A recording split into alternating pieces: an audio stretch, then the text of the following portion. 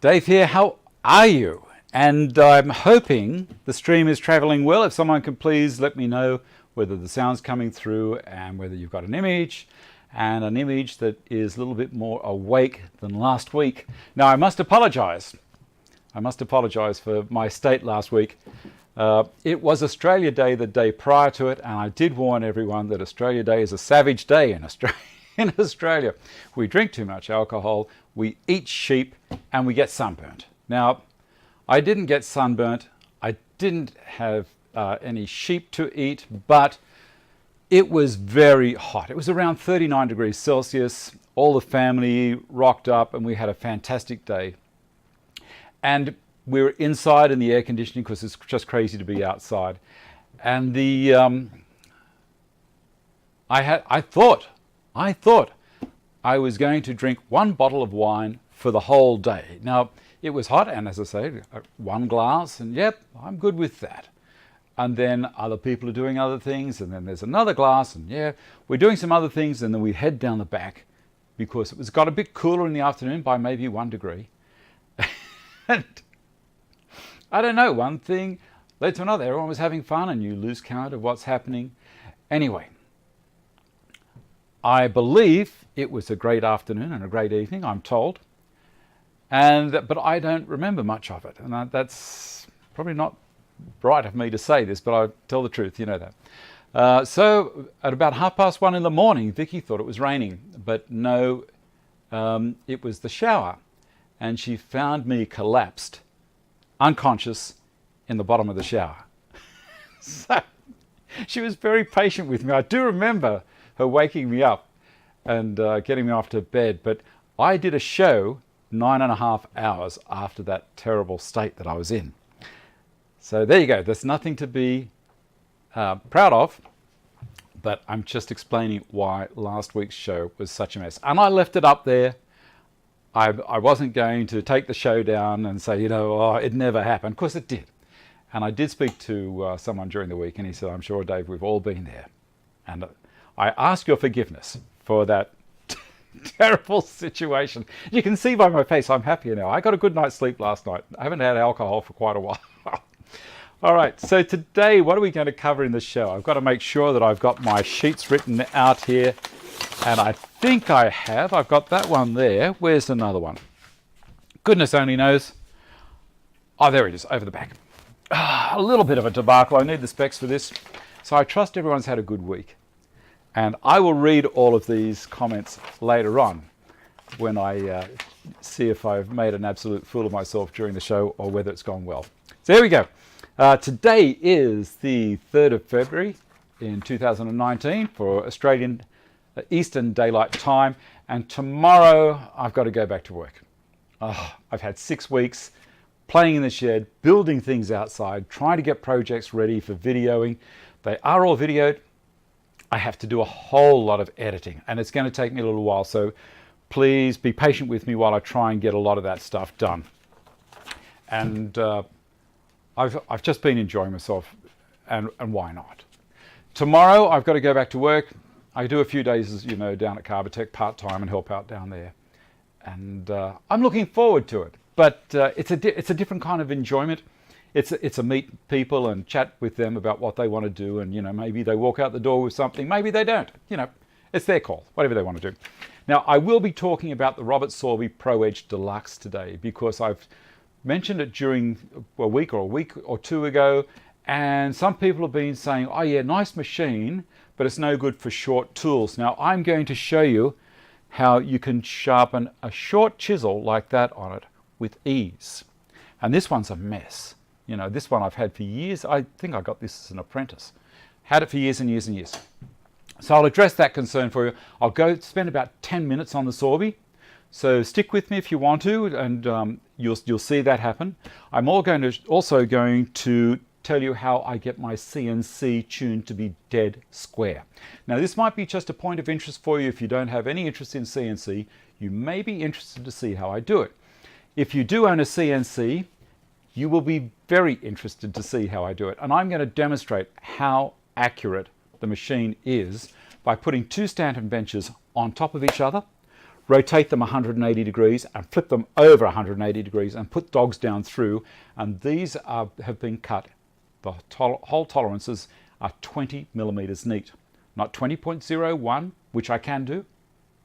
I can go down to 1/100th of a millimeter. Now that's 10 microns. That's how crazy accurate this thing can get. And I'll show you how I set it up. Matt Parvin is a school kid that's just left, he's just done year 12 last year, and his major works project. We're going to show you what happened with that. And also there's a link. I think I'm going to put a link. If I haven't got a link here now, I will put a link to his video that he's done on it. Unfortunately, I can't play it on the show because it's got copyrighted music in it, so I can't throw it up here. It does make nice listening in the background, but you can understand where I'm coming from there. USA have now got their own producer of Yellowboxshed items. So if you want to place an order, you can do that through TBD CNC. Now I've put a link also in the description box below.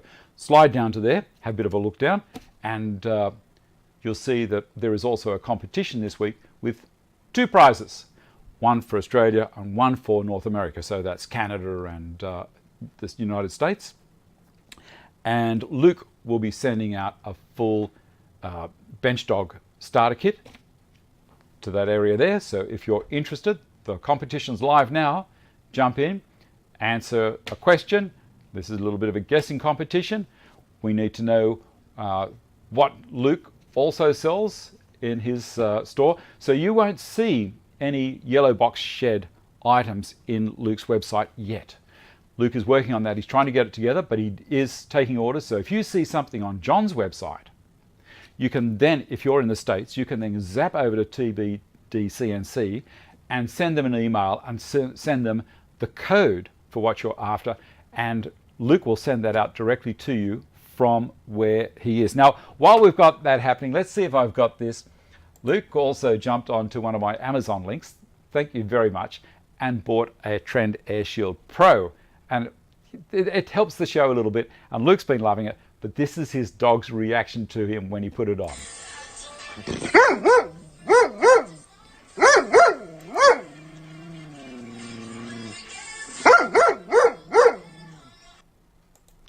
So, didn't know who he was. Either it changed Luke's appearance so much, or his dog's a little bit dumb. I don't know. His dog's probably a lovely, intelligent dog. Her name is Ruby. And if you've got photos of animals in the shop, whether it's dogs or spiders or snakes, you know, I get them all, or birds, they all come to visit me here. That's great. Now, I'm also going to let you know as another little update with the Stanton mesh. People might be dropping off watching the show because I'm talking a lot. But I'm in future, from here on, not respectively, not in retrospect, but moving forwards, all of my benches are going to be supplied now with the Festool grip strip, the anti-slip rubber that we put in. The other stuff works, but it's not as good. And I want your experience to be absolutely over the moon. When you get this bench and you start using it, and particularly with the Festool grip stuff, things do not slide around on it. If there's dust all over it, yeah, they'll slide. Just get a banister brush and give it a quick wipe and it'll be fine. Okay, so looking forward to ordering supplies from the States now from Russ. Your girl. Yes, indeed. Hello, John Parra. Hello to all. Just received my Stanton bench. It's almost set up. It's perfect. Thank you very much. And John also ordered one with 3/4 inch dog holes. Now, if you're in the States and you have no interest in metric whatsoever, you can order a bench from Luke with 3/4 inch dog holes. I won't do it in Australia, but I understand that in the States you guys, full on imperial. It's a sad case. How the hell did you put a man on the moon? I don't understand. Anyway, here we go. What else have we got? The Sorby Pro Edge, as I say, I'm going to take you through a quick look at that. The giveaways I've already spoken to, Aspire CAD and CNC demonstration. So what I'm going to do this week is I've learned how, instead of using a camera to focus on the screen and go, well, it didn't actually focus last week, did it? That was embarrassing. A camera not going to use a camera. I've already worked out, I trained myself to how to do these things during the week, how to get Aspire to pop up on the screen with the chat down the side and a little picture of me in the corner as I'm going through a quick demonstration. So I will do a quick demonstration on how to draw something, but only very short, not as long as last week, because I just did a video as well. You can look at that. And also, I'll take you from CAD into CAM. So CAD is computer-aided design. CAM is computer-aided machining. I won't take you over to the machine yet at this stage, but I'll show you how to set up toolpaths and how it's very, very easy and nothing to be scared of. Go 20mm and get the adapters from Yellowboxshed. John, you did it in 3/4 increments, the moon. There you go. Support the channel through Patreon if you can. That's fantastic. It's so good to see people coming on board and helping me out. Last night, or yesterday I should say, I was trying to get the show ready. One of my daughters arrived, and with a couple of grandchildren, so I had to stop doing what I was doing. And then Vicky rang me up at 7 o'clock at night and said, David, are you going to come up to the house? I said, honey, I still got another hour or two to go getting this show ready. And then I was down here at 6 o'clock this morning, continuing to try and get things organized. It may seem like nothing to you guys, but there is a lot of work behind the scenes. Okay, and yes, we have tried to help you guys out with making things easier in North America, and away we go. First thing. Oh no, there's one more thing. I'm going to show you before I go any further. See if I've got this picture here. Oh, you want to see what the Yellowbox starter set looks like? Yellowboxshed starter set looks like. That's it. So if you want to go into the competition is in the description box. One for North America and one for Australia. Sorry about the rest of the world. We're still working on that. And then we have to look at I haven't got that other particular one, but what I'm going to do is go back to me again, and John is telling you there's things he can do in 3/4 inch and also 20mm. We're trying to look after the rest of the world. Okay, now how about we go through a few things here. The competition last week for We Us & Co., the memorabilia box for the Army medals and embellishments, I was a little bit disappointed in the amount of people that entered. So let me just reiterate or go over it again. These things are handmade for Australian Army current or ex only. They are absolutely beautifully crafted. Now, you can't tell me, I'm talking to the Australian audience at the moment, you can't tell me that you do not know or have not got a relative in the Army. You must know someone in the Army. Now, they would love these things. These are a hot item within the armed services. Now, I'm going to put up 4 more of them. I'll let you know who's won towards the end of the show. But I'm going to put 4 more of them up at around Anzac Day. Now, I'm giving you plenty of heads up here for this fantastic generosity from We Us & Co. And while we're talking about it, I will show you a quick picture as well to refresh your memory about how nice they are. They're just beautiful boxes.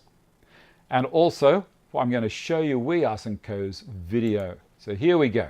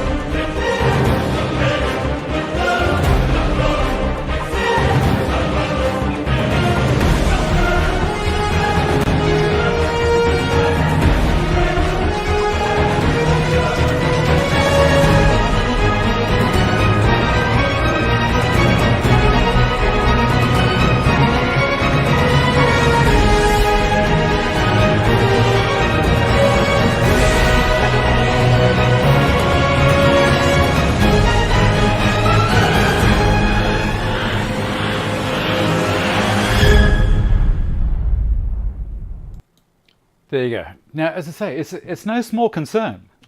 These things, as I say, are hot items. I'm not saying that you personally have been in the army or in the army. I'm saying that you must know at least one person who would love to own those, one of these boxes. And as I say, Peter and Wendy are offering us four more, and I think that's fantastic. And it's just a way of saying thank you as well. You know, we live a pretty good life in Australia, and a lot of it is thanks to the armed services. Now let me move on. You use a Tupperware container for your medals.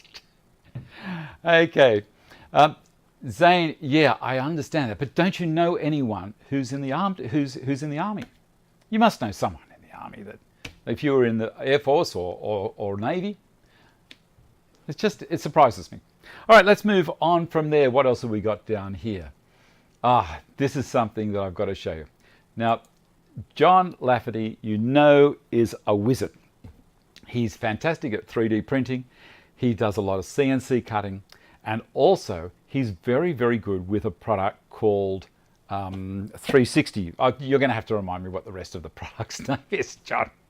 Anyway, so he uses this product to design things, and he's drawn up all of the pencil box plans for me, the 3 and the 5 pencil box, and he's done this animation.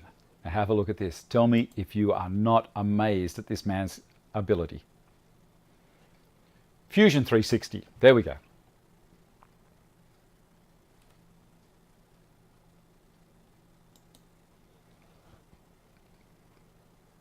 As I say, this pencil box is on the Stanton Bench website, so stantonbench.com.au, and the plans for these are now in high quality PDF.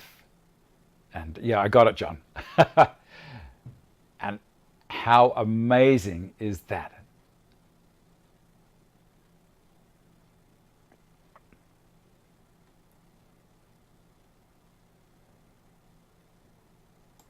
Absolutely beautiful. John, thank you so much for that, for doing that for me. John's a nice guy. He said, Dave, more than happy to do this kind of stuff for you. Away we go. So there you go. And also he's done a video, an animation, also on my nice dreaming of the plans, David. It's drawing. He's also done an animation on the Stanton Bench. Let me have a look over here, see how we're traveling with everything else. I think I've got everything else done. Now we need to have a look at young Matt Parvin. And I'm going to read a little bit here. And I've made a short video of the pictures. They're just stills. That's all I could do. I couldn't throw up his video because, as I said, it had copyright music in it. Here we go. So I'm going to transition in a second when I get this up here. So Matt up there. And here we go.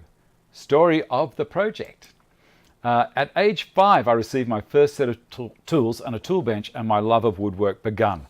Both my dad and Pa are my inspiration, and both have impressive tool collections. As a result, I wanted to start my own collection, and this was the motivation for the creation of the tool chest. It appears in the shape to be like any other, with a curved lid, would commonly open by lifting. Instead, it slides open from the center. Space is created within the lid, with the inclusion of hidden drawers which would not have been achievable if it opened like a normal chest. There were many creative, innovative tools and techniques used in the construction.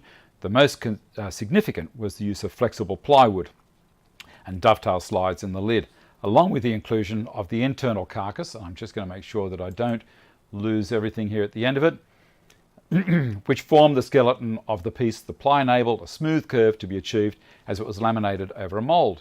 Later, a veneer was applied to create the appearance of a solid, so I did that quickly, didn't I? A solid piece of American walnut. The drawers were specifically designed to suit the tools that they would contain. Finally, the use of mechanical drawer runners allowed for smooth sliding drawers despite added weight. Overall, I feel that I've achieved my goal of creating a beautiful yet functional heirloom that my family is proud of. Well, you know what, Matt? I think it's fantastic. And I'm so happy that you got in touch with me to be able to share that on the show here. This is absolutely beautiful. If you know of someone who's doing a major work and they also would like for me to throw it up here, it's got to be good. Well, do it. It'd be so good. It is fantastic work. It's absolutely beautiful.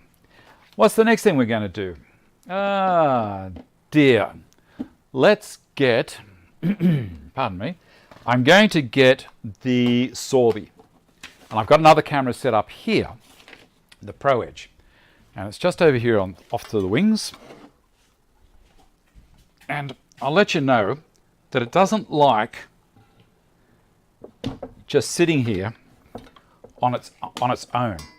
It will push away when you apply pressure to it.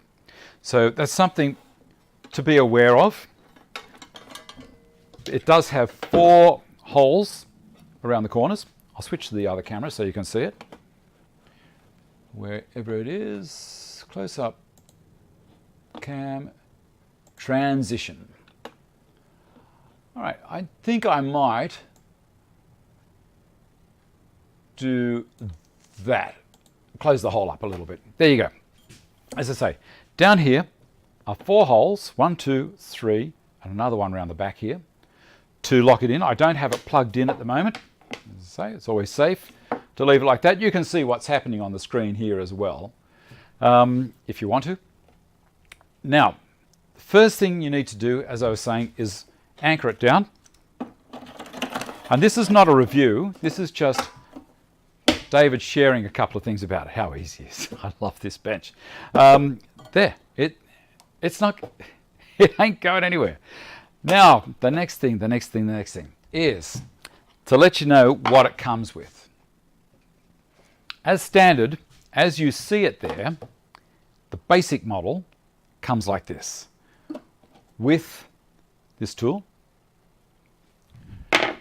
with these two little bars here, and they are for adjusting the following cylinder wheel, and it comes with the 120 and a 60 belt. So it comes with an aluminium oxide and zirconium, I think this one is. So the 60 grit, and this one's 120. Now for a wood turner, that's probably all you're going to need, according to Sorby's. But Jim Carroll says you also need a 240 to get the tools to be really, really, really nice. So the deluxe kit is also including a couple of other things. The deluxe kit has got the 240 belt, and I think that's just a aluminium oxide belt. And also it has the gouge jig. So this thing drops into the plate. Now it doesn't, that's the small tool rest that I've got on there at the moment. This is the standard tool rest. So that drops onto there. Your gouge sits in there and you do this. It can't be easier. Wherever you need. It also comes with a skew chisel support jig, so you can work left or right, whichever way you want. It also comes with, this is the deluxe, comes with this guy. Now this is for doing, I think it's for doing fingernail gouges.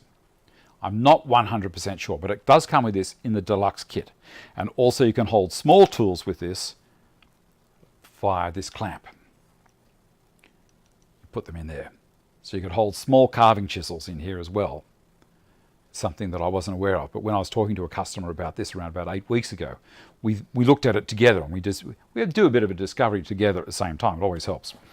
Now, if you're a turner, I would strongly recommend that you get the deluxe, because at the moment I'm going to do a little ad. It's not big time. I have mentioned on Instagram or on Facebook that this set, the deluxe set at the moment, is being, and I think it finishes today for people in Australia from Carbatech, is the same price as just the basic kit.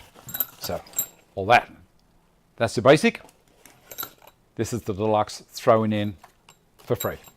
So if you're thinking about doing it after you've watched me muck around with it a little bit, jump in, because I think it finishes today.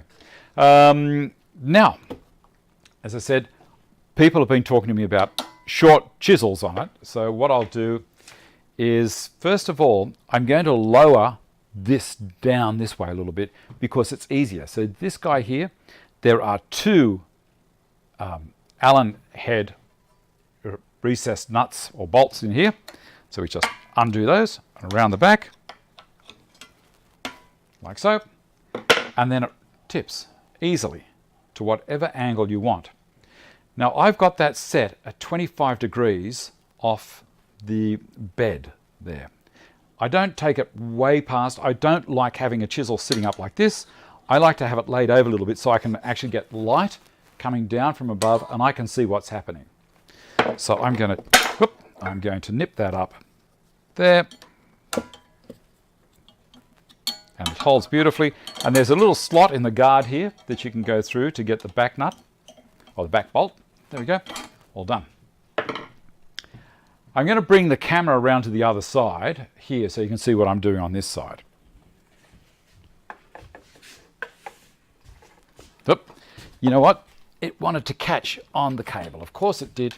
Of course. Bring it in close, swing it around and down a little. There you go. You should be able to see everything that I'm doing now. Clamp holding it down onto the Stanton bench, and I've got it at the angle that I want. This is the small tool table or tool rest, whatever you want to call it. This is the adjuster for the following wheel or cylinder. There's your drive wheel down here on the motor. But up this end, you may notice, because this is spring-loaded, it travels in one direction. It doesn't have the capacity for doing this, which is your standard. So what you need to do is be aware that there's a center, there's a crown in the middle. So as you turn this backwards and forwards, this crown wheel is traveling left and right. So it makes it really easy. To find the angle you want, or to set the thing up at the angle you want, it's just a matter of loosen this off.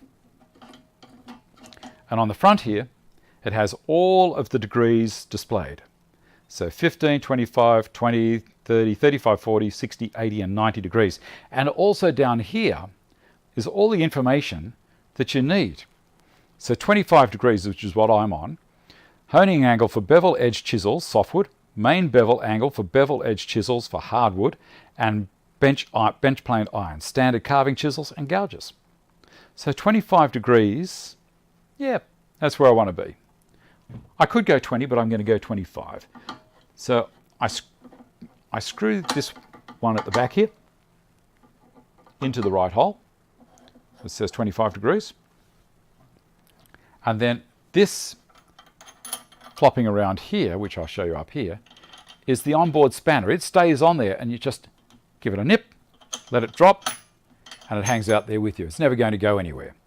So I've got that sitting there. Now to put the belt on, you undo on this side, or maybe I should bring you around to the other side again, because all I'm doing is undoing a couple of bolts, a couple of nuts. Take the cover off.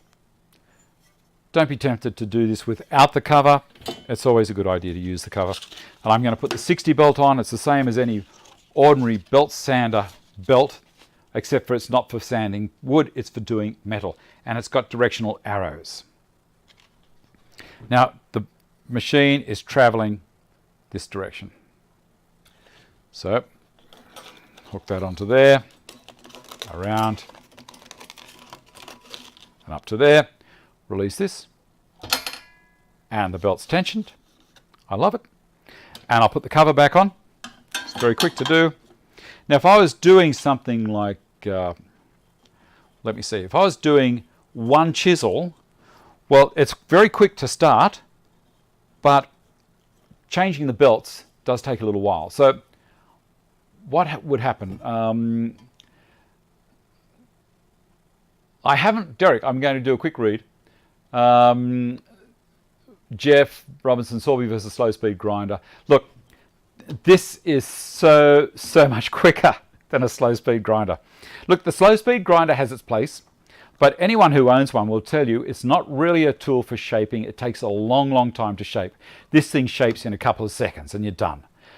The big thing with this is, as I was just about to say, I'll switch cameras while I'm doing that, if I can get the mouse to work. There. So the big thing with this, if I'm doing one chisel, it's very quick to sharpen it, but changing the belts takes as long as I just took there.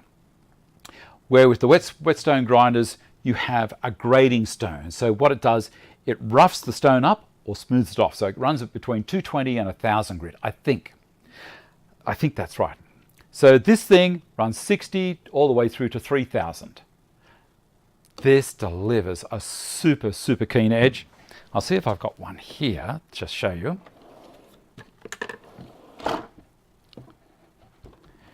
If you're concerned that it won't polish.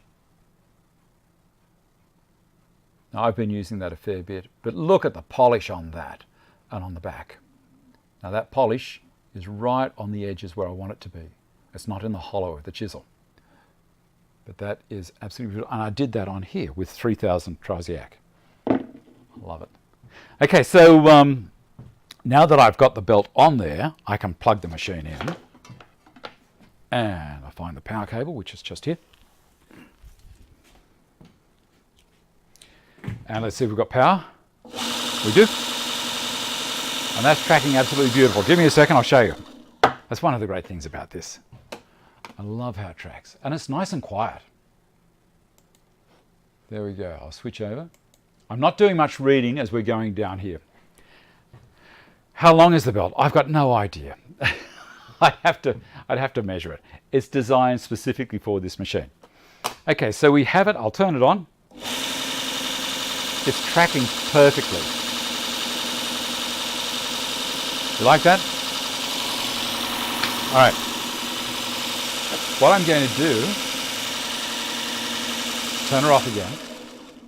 Now there's a couple of jigs. You may have noticed there were no jigs for sharpening chisels that I showed you. Now this one is for your ordinary chisels and plain blades, and it's actually got an adjustment on it to get it 90 degrees, that little thing here, 90 degrees to the plate that the belt travels across. You can undo these, get an engineer square, put it against the plate, put it up against the side of that, and away you go. The other great thing about this, let me see if I can find that other little square jig.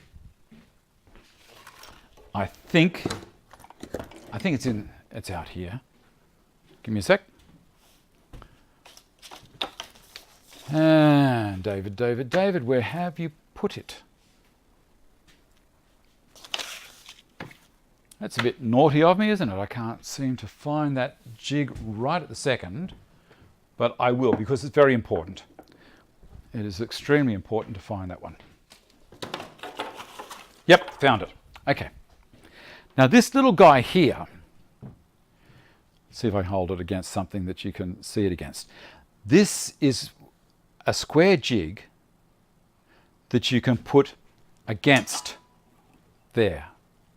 So I can hold the chisel like so, which allows me to make contact with the belt. You can see it's touching the belt there. And it's only a very, very short chisel. My longer chisel, I've got, it's probably not enough support. I can still do it, but it's a little bit awkward. I prefer to have the normal table and that dropped into it. There we go. And it's just silky smooth, sliding backwards and forwards. At the higher grits, yes, it does heat the steel.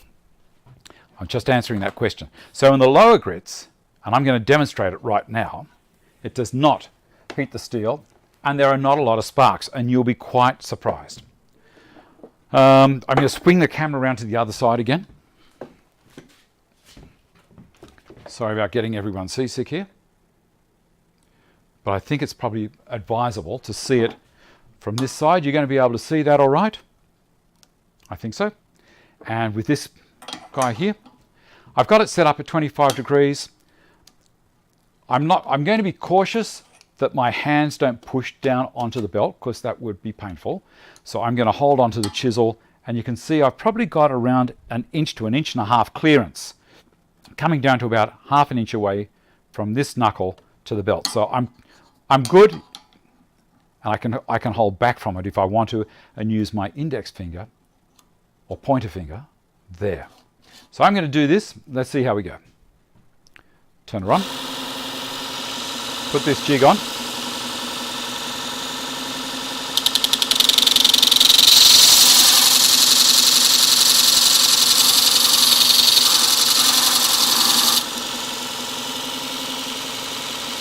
See how quick that is?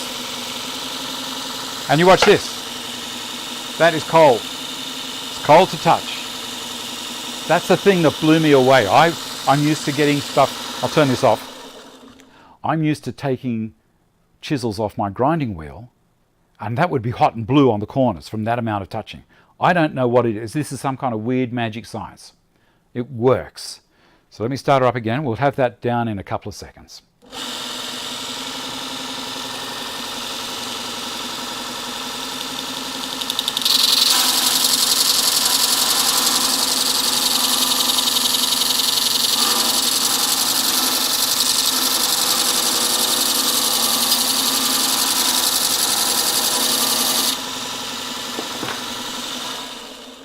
See how it's going there?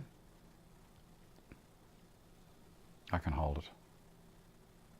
And it's not hot. That's getting warm, it's not hot. You can see right on the top corner here, it's starting to pull it square.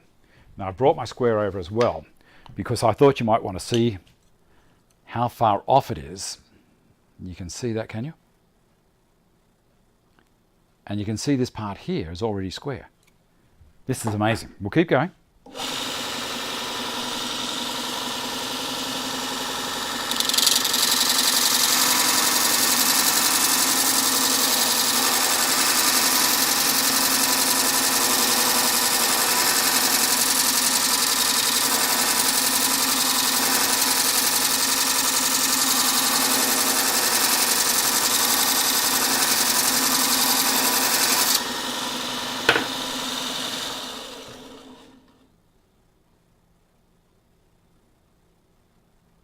What do you reckon? Hot? No. I'm holding it again. What do you... I can't believe it. That's amazing. We're nearly there. I'm going to finish it at 60 and then we'll move on to something else.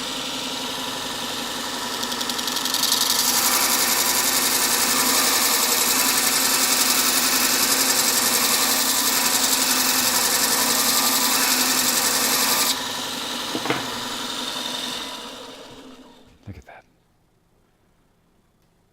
Now you try and do that on a whetstone and see how you go. I'm going to show you also how to sharpen up the back.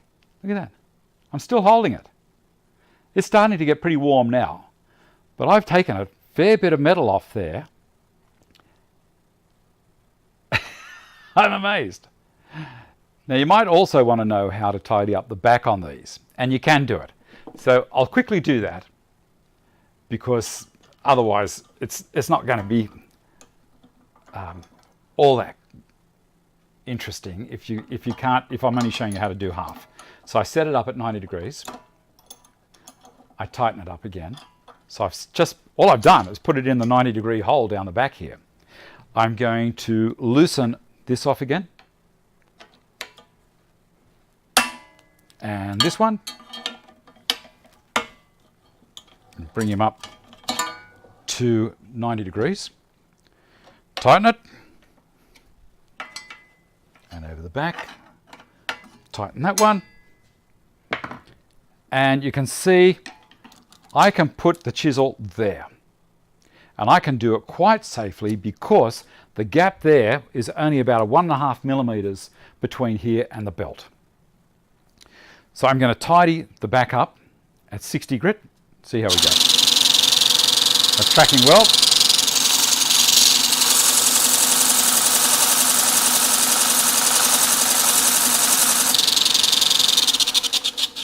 Tell me how nice that is. Oh, look at it. Look at that. And you saw how crappy that chisel was. Now I can keep on going. Pardon me. I can keep on going 60, 120, all the way down to 3000, and this will slice through absolutely anything. So as I was trying to say earlier, I'll flip the I'll flick it over back to me again. Okay, so what I was trying to say earlier was changing the belts takes about a minute. You know, it's not a killer, but if you're going through maybe 10 different grits of belt, or even 6, that's the slowdown. So what my suggestion is, anything you've got to sharpen, you drag them all out in one go. Pop your plane blades down, or your chisels that you're going to do, run through them. It's so easy to change between angles, as you just saw then. And you could do lawnmower blades with it, of course you could. Not a problem. Anyway, that's enough on the Sorby stuff. As I say, I wanted to show you around it. I haven't done the video on it yet. I don't like doing videos on something until I've played around with the item a fair bit. Same as my separator over here, which I've now bought. I was that impressed with it. The reason I've got that is because the CNC produces so much dust. It's Paul Angus, it's just amazing. Okay, so I'm going to take this off here, and then we're going to have a look. It's 1:45. We're nearly through. I want to do a little bit on Aspire, then I want to show you some interesting things with the Stanton bench. And to do Aspire, I'm going to spin that the whole thing around. I'll move this out of the way over here, this one along this way. I'm impressed. I was very impressed. As I say, both have got both machines, like the Pro Edge, which is how Sorby's sharpen all of their chisels in Sheffield in England before they send them out the door, before you guys get them. The other ones, the whetstone grinders, the slow grinders, they do a beautiful job as well, but it's a different system. It's the old way of doing it, where everything was sharpened with a grinding wheel turning, hence a hollow grind. This is a belt, it gives you a flat grind because they've got the capacity to do it now. I'm going to spin this around, but as I say, if you're interested, get online in Australia, and if any of those things were holding you back from getting one and you wanted to get one, do it, because they're just bloody amazing. Where's Zoe's sign? I showed you last week. Zoe made that little sign for me. How nice is that? Isn't that lovely when grandchildren help you out? Oh, I better get... You've only had one here now to get the keyboard and mouse for me. All right, I haven't been reading much of the chat. David, I'm in the process of making my own MFT with a path system using regular MDF. What is a good finish to protect the surface? Tried wax, tongue oil, etc., and it just gets absorbed. I haven't used tongue oil. I used wax, and I used the U-Butte neutral wax and U-Butte triple E, which is a polishing compound, which really it takes it basic to a 4000 grit, and then I hit it with the neutral wax, and it comes up well. But have a look. Pardon me. Have a look at the video on how to assemble the Stanton bench, and I take you through all of that. Drink of water.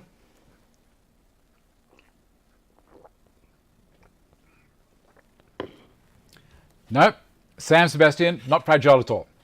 On top of it. Okay, let me see what we've got here. We'll go into Aspire, and I will go to this one. Where are we?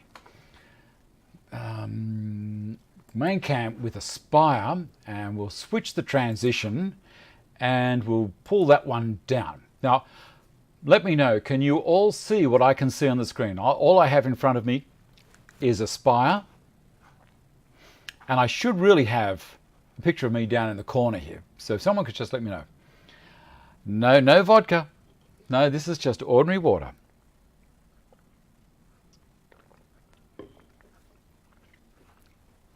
Okay, no one's talking to me yet. I'm guessing it's the delay. Where are we up to? While I'm waiting for that, I'll see if I can get that camera coming up in the corner. It should be there. Here we go. All good. Well, why isn't this one showing? I don't understand. not to worry. We shall drop that down there. I should have a camera here. Okay, so here we go. Last week I tried to show you creating an angel wing, and this is basically an angel wing that I have created. Now this is all ready with the toolpath in to show the machine where to cut. So we want to cut along that line around the outside. So let's, instead of looking at that one, we will open a new project. So you can see here, up in the top here, I tried to explain it last week, but not very well. This is a single-sided job. So the job is in front of me there. The size is 400 millimeters by 400 millimeters.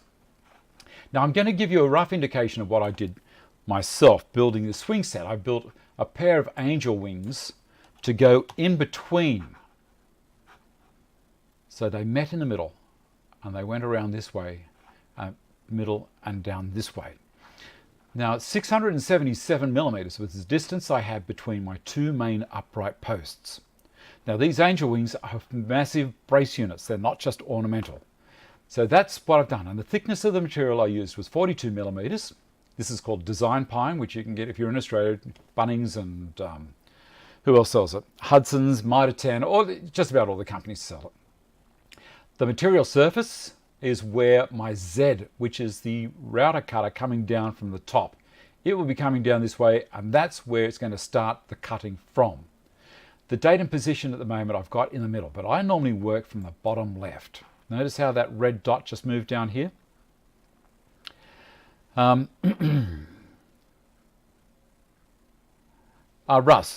TBD CNC. I've put a link in the description box below the video, so have a look down there.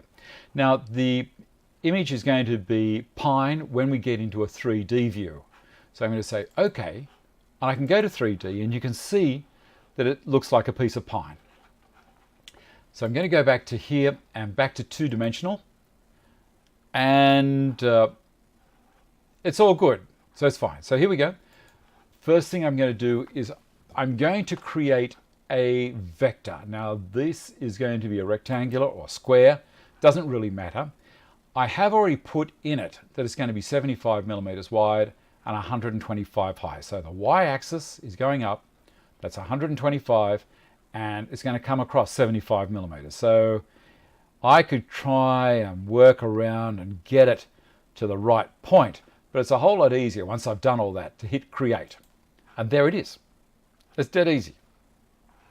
And now that I have that vector there, I can click close, and the vector is asleep.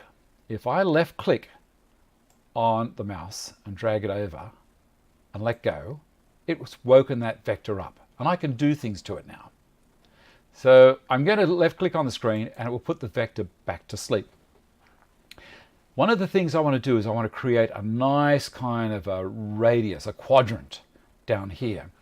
So I did that with the circle vector creator up here, and the diameter, or sorry, the radius, which it's set on at the moment, I will make 50 millimeters.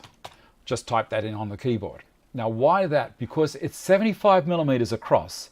So I'm thinking something that goes from there around to there would be really nice. Now I'm not going to click the create button because it's going to put it in all sorts of places. So I can, because up here I have snap to geometry and also smart snapping.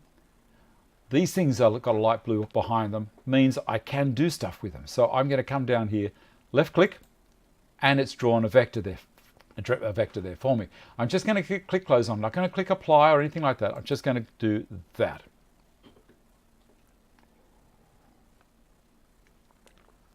Okay, so Rick, in America, that's great. If you want to get the Sorby Pro Edge there, why not jump in on one of my Amazon links down the bottom and hunt around and find the Sorby Pro Edge in there at the best price you can, and the show will get a little bit of a benefit from it. That'd be fantastic.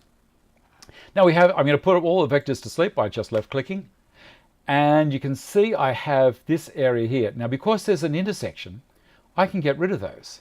So I go to the scissors here, which is an interactive trim, and I'm going to scissors that one and it's gone.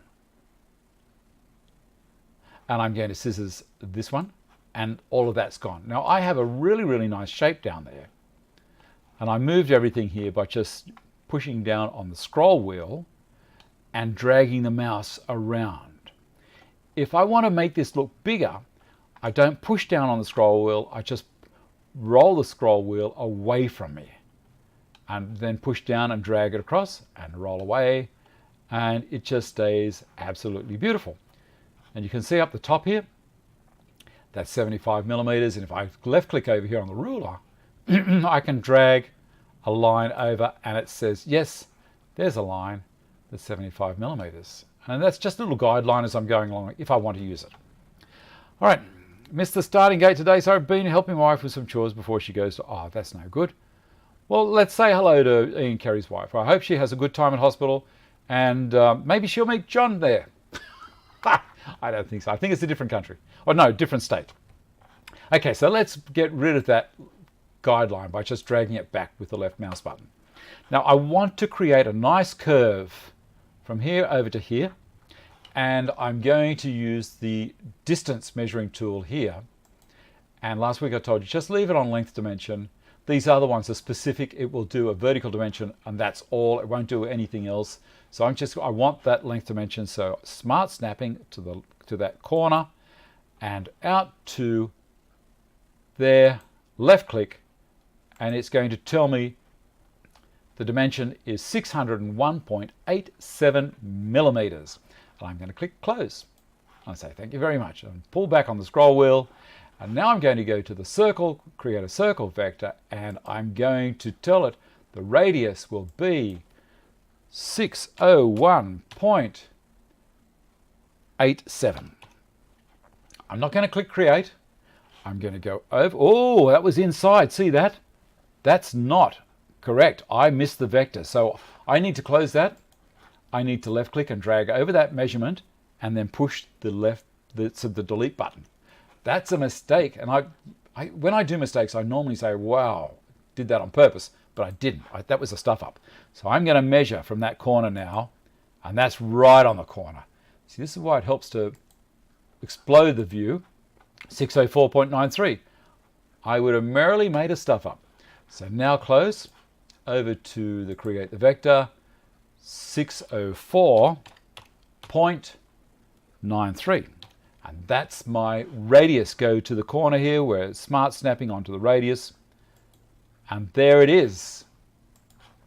Left click and drag over up to the top left and hit the delete button and it's gone. Now, I also last week I did a dimension from here out to there 50 millimeters more and then started cutting all of this out.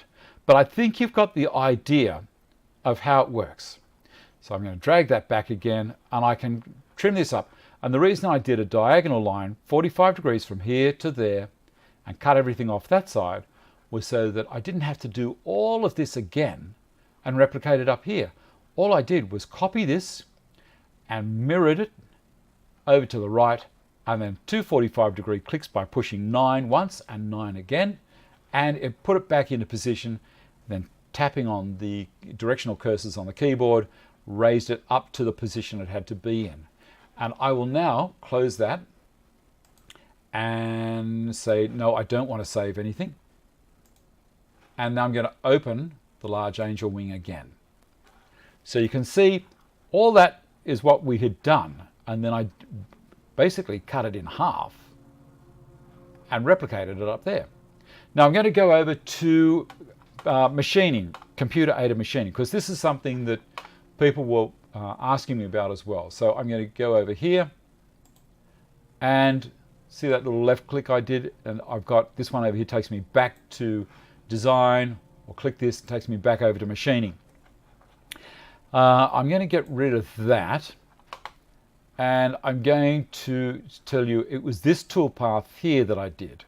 So I'm going to select the vector, which is all a complete vector. If there's any holes in the vector, you're going to have a hell of a time over in this part. You need to get this right first before you go over. If something hasn't lined up, it's going to want to come down and around and back up here, and it's going to have all sorts of weird stuff happening. You must make sure the vector is totally closed, or it's one line, that you're going to go around. I'm going to use this as the profile toolpath. The start depth will be, it's going to start cutting on the top of the job. Remember we told it it's 42 millimeters thick. Now I'm going to tell the machine further down the track another day where the top is, just by, there's a special touchpad that I use that creates an electrical circuit. When the cutter comes down and touches it, and it says, right, well, I know how thick your touchpad is, I'll do the maths, and then I'll make sure that I'm going to start on the surface. The cut depth, I'm saying 42.5 because my material is 42 millimeters thick, and I actually want to go through it by about 0.5 millimeter. This is where we see what kind of tool we're going to be using, and I can't put in 3/8 because it won't understand. So I have to talk in imperial, I have to talk in a decimal form of imperial. So it's going to be 0.375 of an inch, because that's the particular cutter I have. I don't have a 10 millimeter cutter. I don't have a 9.4 millimeter cutter. I have a 0.375 inch, and that's the one I'm using. This is the RPM, so it's 14,000 RPM. This is how many meters in a minute the machine will travel while it's cutting. And while it's plunging, it will go down 300 millimeters, which is 0.3 of a meter per minute. So once I'm happy with all of that, I can click apply, but I know that I've already set all those parameters up for this particular tool. And I click OK. Now, down here, it's telling me how many passes. And I can set the depth of each pass. If I think the first pass is going to be too rough, I could tell that first pass to be maybe 2 millimeters. I can set it up so that the last pass is maybe 0.5 millimeter. There are so many things in here that I can do that really do assist you, and it's probably best that you play around with the machine first before you get too involved in this part. Click OK. Now I want to go around the outside of this vector. I don't want to do the inside of it. I want to go around the outside. Now obviously when I'm going around the outside, I need to be traveling counterclockwise. If I was doing the inside, I would be going clockwise because the cutter is turning this direction. Okay, so when I have a look here, and I've told it outside, there's the start of the path, and it's going to go around the outside in conventional. If I was to click climb, it would go the other direction, and I don't want that because it'll end up very furry. So there we go, so go that way. I can add tabs to the toolpath. These little guys leave, let's go into edit tabs. We'll close that. Back to there. It's telling me each tab is 2 millimeters thick and 12 millimeters long. So when I've done my final pass, this guy isn't flopping around here inside and running a risk of catching on the router cutter, turning at 14,000 RPM and becoming a missile or stuffing my machine. So there will be these little bits left, and I can move them around. I can say I want one there and here, whatever, when I'm in edit tabs, but not right at the moment. Ramps, I can add ramps. Let's get back out of there. I can add ramps to the machine. I'm going a little bit over time, and I'm sorry guys, but I think you might want to watch this. And then my safe Z height is 15 millimeters. This is really, really important. I'm holding the job down with clamps. My clamps are 8 millimeters thick above the surface. This safe Z is the actual plunge above. So when it's finished doing a cut, the machine will, let's say this part here is the surface. It will lift up 15 millimeters before it travels to the next cut and then comes down again. That saves me smashing things. So now that I've got all that done, I will say calculate, and it says warning, I'll go through by 0.5 millimeter. I'm going to say I'm good with that. And so it's given me the toolpath. It's going to go from here and it's going to start there and travel this direction. And I can watch it. So I'm going to slow the process down and turn this on. You watch. See this part here? That was the second part. It's just ramping down a little bit on each cut. Oh, it's just going straight. I've told it to do a straight plunge. It's going to do 7 passes, and you can see the tabs are left. Now if I left click on the mouse button, I can roll this around and have a look at it in any direction I want, and I can flip it right over to make sure that I've gone all the way through wherever I need to. And that's great. If I want to have a look at it again in normal, I can click the Z button, which shows me for looking down. Yeah, next week for the squaring the table will be a good idea. Click the Z and it takes me back to what it looks like cut out. I can save the preview image if I want and send it off to someone and say, this is the angel wing, what do you think? So there we go. That's going to be it for CNC. I'm going to jump back up to this one and OBS. Where are we? Cancel. No, I'm going to, why has this done this? All right, I need to get out of here. No, I don't want to save any of those changes. I need to open OBS up. There we are. And over there to here and back to here. All the fun of it. So there you guys. I'm sorry I ran out of time. There is only so much I can get done in an hour. We've gone about 4 or 5 minutes over. If you enjoy what I'm doing, please share the videos around. Let other people know if they're curious about some things. I will take you from really, really basic stuff to where I'm trying to get more advanced with CNC, all that kind of stuff. And tool reviews. The Sorby Pro Edge was a mystery to me about 8 weeks ago. And if anyone who goes into the store at Auburn knows the manager there, his name's Steve, he says, Dave, here's a chisel I found in my backyard. Can you sharpen it up? And I was going to bring it home and sharpen up with the grinder the way I've done it for years and years and years. And I said, you know what, Steve, how about I take it out the back and I have a bit of a play with that Pro Edge. It might be worthwhile. You know, if I like the thing, I'm going to tell people about it. And in 5 minutes, I had that chisel cutting from what looked like something that was Noah's chisel he fashioned the ark with and was left in an ice age, to being something that was almost to be able to be bought off the shelf. It blew me away. So there you go. That's why I talked about it. As I say, I will share my experiences if they're good experiences. My bad experiences, I don't tend to talk too much about them, and that's been a kind of a touchy subject on the Facebook page lately as well. But I'm all about being positive. I don't try and dwell on negatives. Okay, thanks for watching. Keep on coming back. Look after yourselves, be nice to each other, and let me see if I can find this other screen here. Don't forget to click the like if you liked what I'm doing, and I shall see you all next week. Bye.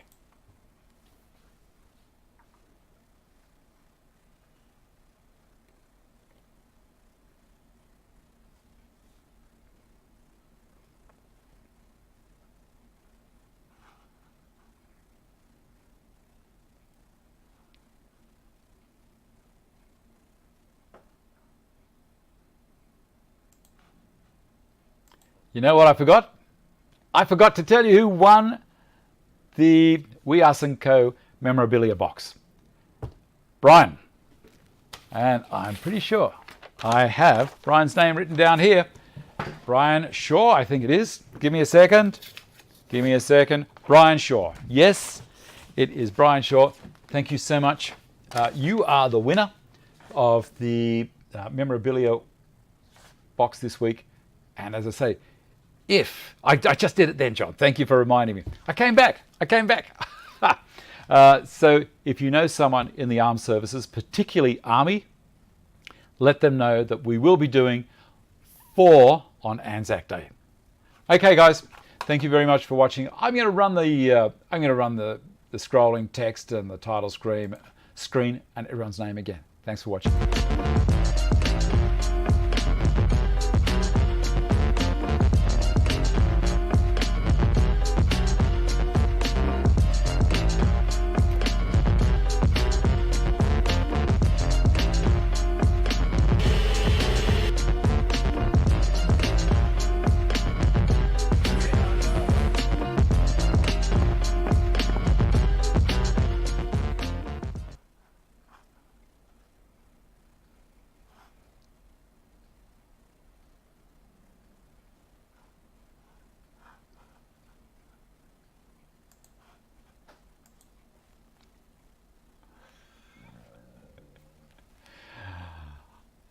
Ken, I'm sorry, I'll try and fix it up. I thought I got it right. I'll fix it up, mate. See you later.